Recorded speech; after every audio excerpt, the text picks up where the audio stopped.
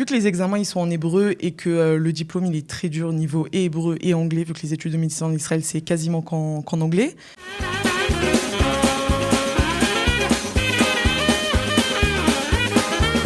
Salut à tous et bienvenue dans un nouveau numéro du CNEF Prends le contrôle.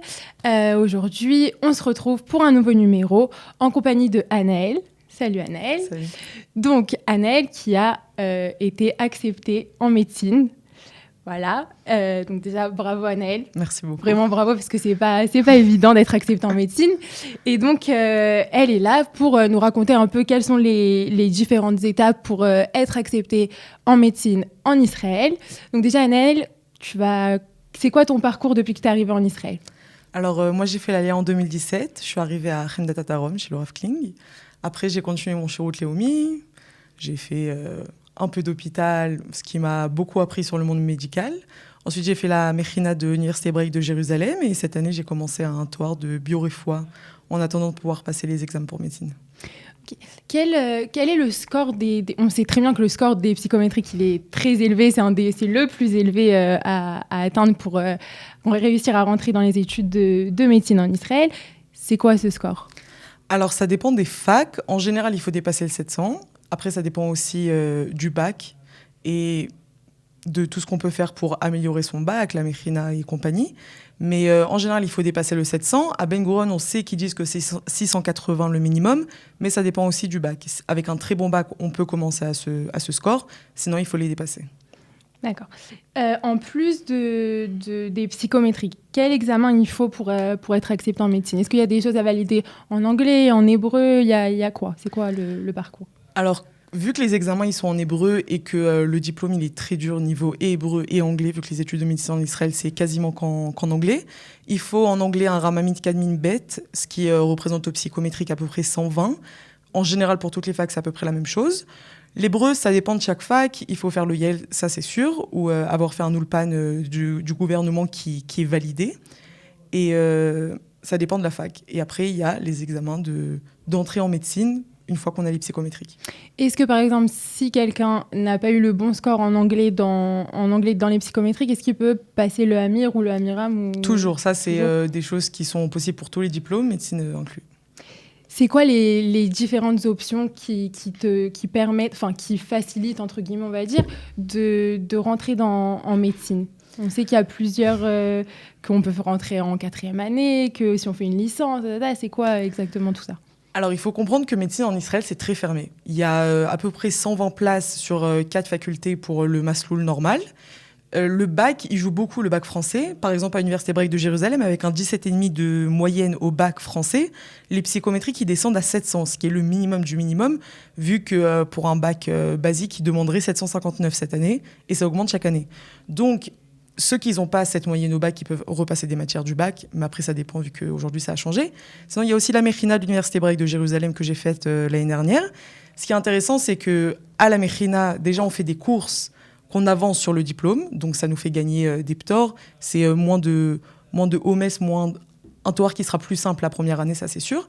Et aussi avec une très bonne moyenne, mais je préviens, c'est des 100 partout, c'est vraiment se déchirer une année entière et viser le max du max.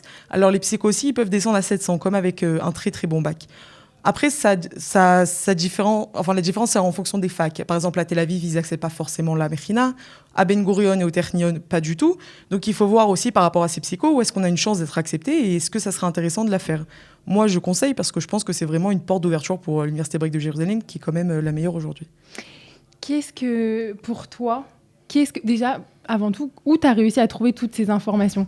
Parce que je sais qu'il y en a qui disent souvent que c'est compliqué de trouver les informations pour entrer en médecine. Il n'y a pas tout le monde qui est capable de répondre à ça. Donc toi, comment tu t'es débrouillée pour trouver tout ça, toutes ces informations? Alors c'est vrai que vu que c'est tellement fermé, qu'il y a si peu de Français qui sont en médecine en Israël, on a l'impression que les informations, on les a nulle part. Et c'est vraiment aller parler à droite, à gauche. J'ai une copine qui a fait, j'ai un copain qui a fait. Il y a une fille qui est en 5e année, donc celle qui m'a beaucoup drivé, m'a dit fais ça, tu vas voir, ça va t'aider. Après, il y a plein de choses qu'en fait, les Israéliens ils utilisent pour avoir des informations, comme des groupes Facebook. Il y a un groupe qui s'appelle Mohammadim Lerefoua Israël. Il y a des milliers de personnes dessus, des gens qui ont déjà fini leur diplôme, des gens qui sont dans les études, des gens qui essaient de l'avoir. Et dessus, il y a toutes les informations possibles et inimaginables. Tu mets un post, tu reçois 40 messages. Et aussi demander aux gens, des gens qui ont réussi. Moi, aujourd'hui, je pense avoir pas mal de connaissances sur ça, donc je peux aider ceux qui savent pas trop vers où aller et comment faire pour entrer en médecine en Israël. En fait, c'est du bouche à oreille, quoi. Beaucoup. À peu près. Ouais, énormément. On peut aussi appeler les facs et se renseigner, mais en général, on n'a pas trop de réponses. Ok. Pour toi, sachant que tu es une Ola Khadasha, ou pas forcément parce que tu es une Ola Khadasha, mais tu es quand même assez jeune et tout, ça a été quoi le plus compliqué pour toi dans tout ce long processus? Déjà, combien de temps ça t'a pris ce processus pour être accepté en médecine? On se doute bien que c'est pas en une année qu'on est accepté en médecine.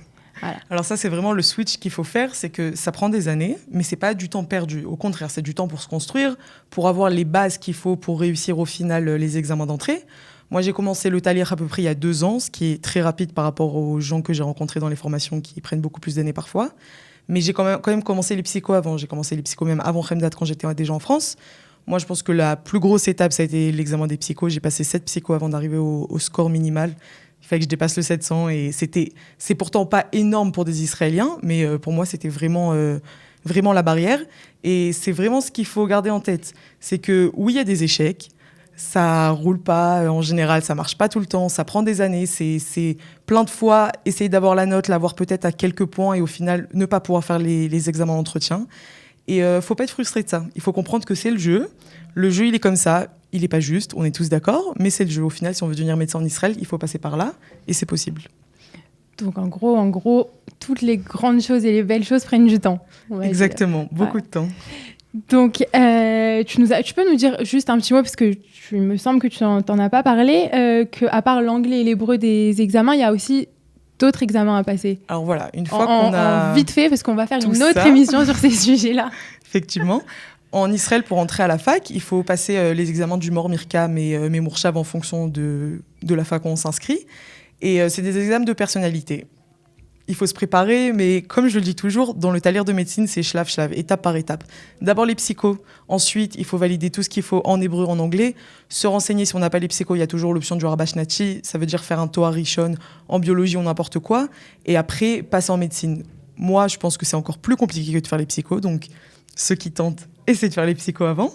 Et il y a toujours des options. Maintenant, il faut valider chaque étape. Au final, tout le monde arrive, le Rabashnati et le Sheshnati, on arrive tous au shlav du Mor Mirkam et on passe tous les mêmes entretiens pour entrer.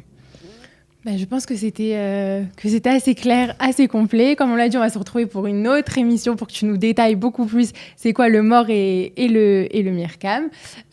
Écoute, Anaëlle, si les gens ils ont besoin, ils peuvent te contacter, comme tu l'as dit. Toujours. Vous pouvez aussi nous contacter le CNEF au 02 622 26 25 ou par donc sur notre téléphone ou par mail info@knef.org. On se tient à votre disposition. Anaëlle, beaucoup de hatzlacha dans ce long parcours qui t'attend.